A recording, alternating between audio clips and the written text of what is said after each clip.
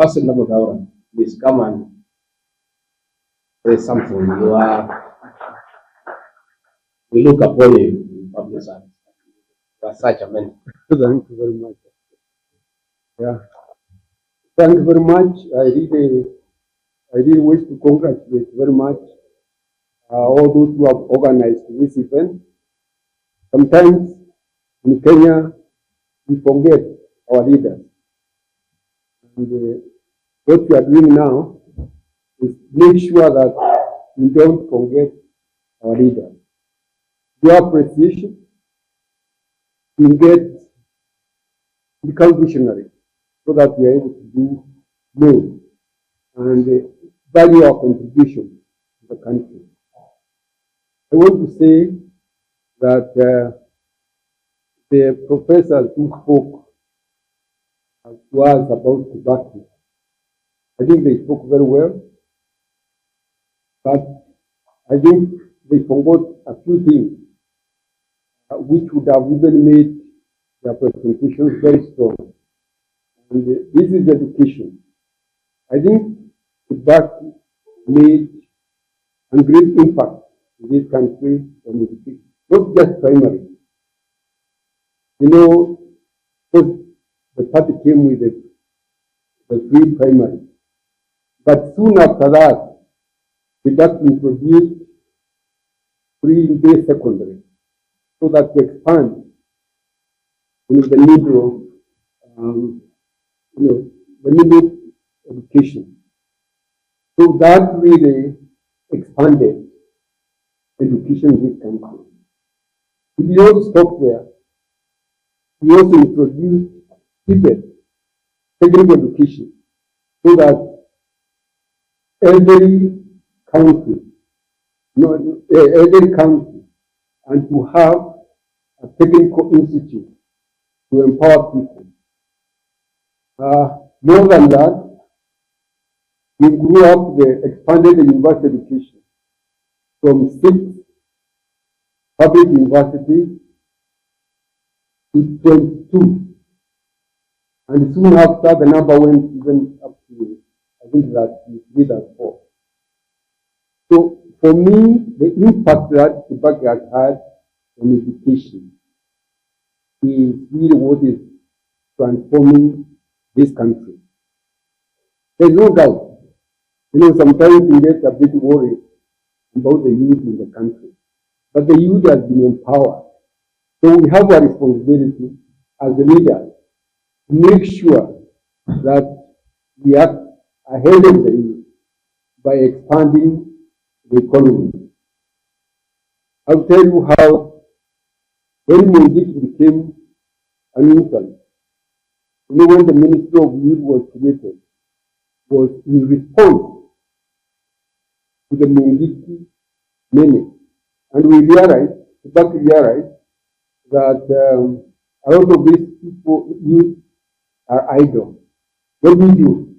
To make sure that they have opportunities for employment. So what we did was, to take care of the youth was to expand education, of course, so that they have to stay in school longer and they are more technically empowered to do that.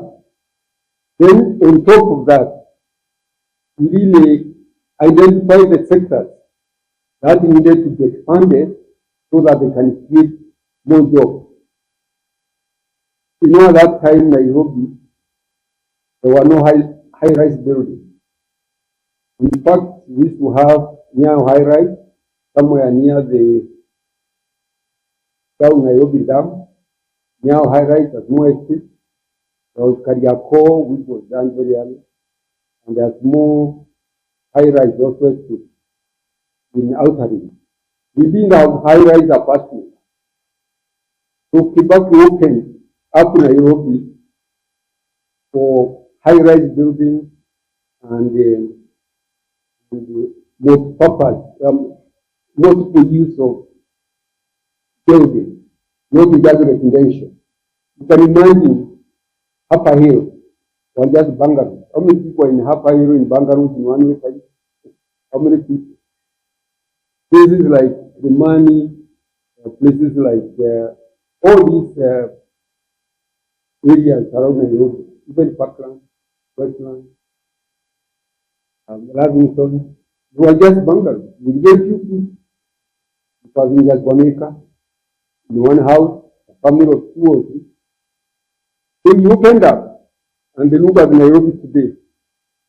I mean, all these high-rise have created jobs, a lot of jobs. So really what I'm saying here is that Kibaki really valued think tanks very much. That's why the Economic and Social Council come up with various options.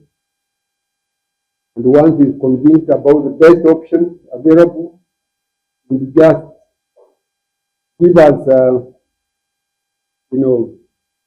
targets. There's no two ways. You are given targets. You have to deliver. We say, don't talk too much. People will appreciate what they can see. Do it. Once people see it,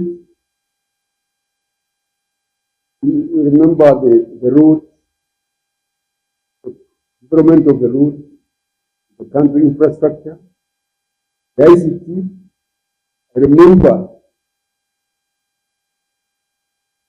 Kenya was when Kibaki took over, Kenya was very slow on adopting the new ICT transformation which are taking place globally. So he said now, who are we going to do this in? We need to have somebody who can understand it. Unfortunately, those days, appointments were only restricted to members of parliament. So we got one of the members of parliament, who had been information, who had been, I think, director in the Ministry of Information. He could understand more about information technology. Then he asked now, and the permanent secretary, where do we get one who can understand this ICT? Muthaura said, you know, so somebody, PC, demo, in the university, who was in America, and he was very good in that area. So the two people are appointed. And the first thing they did was review where we were, and then they realized there was a regional program to bring marine fiber cable East Africa, because we do not have. That's why we are lagging behind. I'm just using the satellite. So the first thing they went to South Africa, where there was a regional meeting just to push that idea. When they went there, they found people were just talking at cross purpose, as the program was too slow. We came and said to the president, Excellency, this project, this is fiber cable, unless we have it, marine fiber cable, cannot take off. And if we wait for the regional project, we may wait for another 10 years. Why can't we do it ourselves? Kibaki asked them, and what is the cost implication? What is the cost? We told them about $130 million and consulted with some companies. About $130 million and planned the marine fiber cable in Mombasa. When President said, yeah, we don't have that $130 million, but you can find it. I'm sure you should be able to find that money in your budget. Go ahead. It's as simple as that. You convince him, he tells, go ahead, you can find the money in your budget. Now, I don't have to elaborate where Kenya is now on ICT. They were so bright and they so forward looking that any idea that could make a difference, we embraced it and then moved very fast. The highways, the Speaker Road, the Parliament was complaining, members of Parliament were complaining, the road was in very bad condition. It needed to be carpeted. Carpeted, refurbished. It was just 4 lanes from Nairobi to Thika.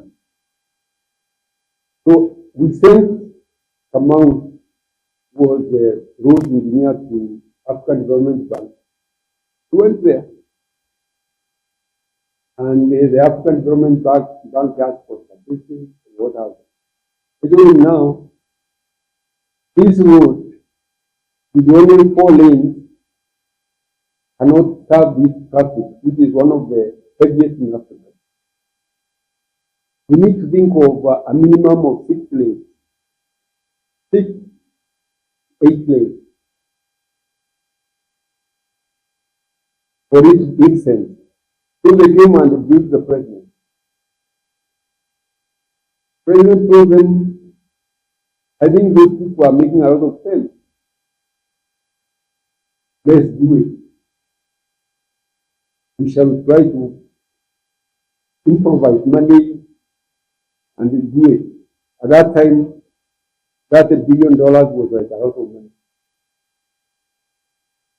But once that road was done, in fact, it was done in a period of about 2 to 3 years, perfect. That gave Kenya ambition about highways. And now, I don't have to say about what happened in Nairobi. I don't have to tell you what happened in the rest of the country, because we developed a lot of highways throughout Kenya. And Kenya now is one of the best served countries in Africa in highways. So I thought I needed to say that, to know that, leadership is not just, it requires a lot of thinking also. Thinking, deep thinking, and that's what we had. President did not have a lot of time for a lot of talking. He wanted to entertain a lot of ideas, discussion, and once he is convinced, ready money was not a problem. The other thing which I think that has been very clear here is that he set limits at how much money you can use, and he set a minimum of 30% to be used for development, investment.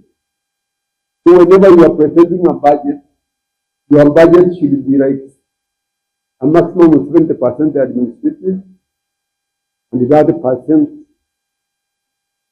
investment for development. And really that made us have a balance between the development and the consumption. And that was because we are being led by an economist called Kibaki.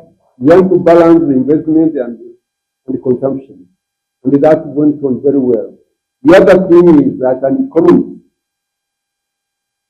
he did not want to add more taxes. I remember he asked us to review more taxes. When we reviewed, he said there is nothing wrong with these taxes. We don't have to add more.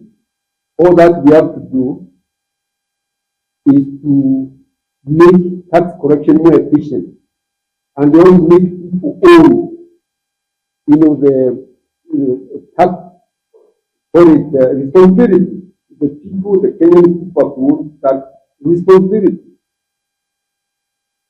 And to my surprise, within the past 1 year,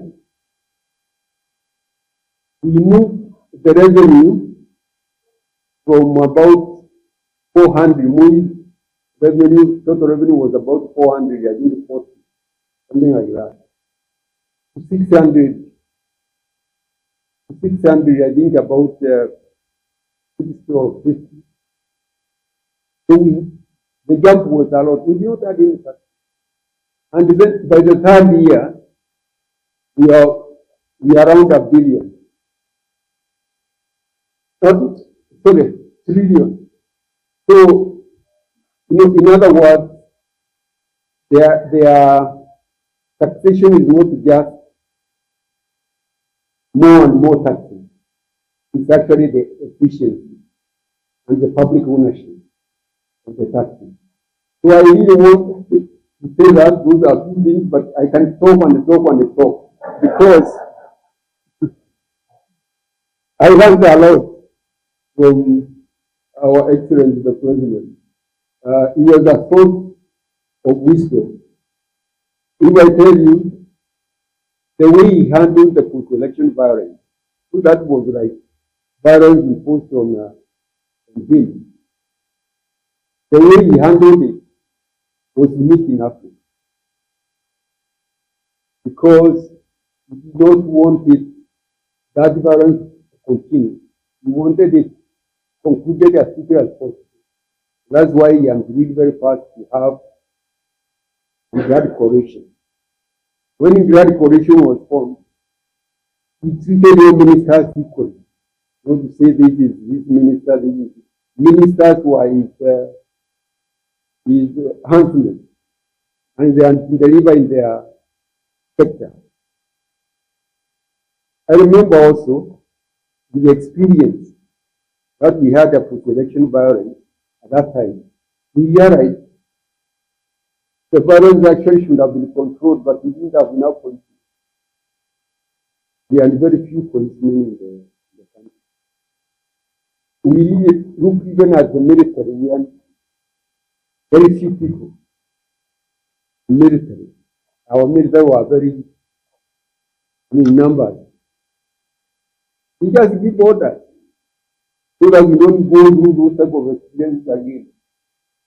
Double the number of police and the number of military, so that the country has stability. And those type of decisions are not just made by anybody. They are made by people who are seeing far. And really, to me,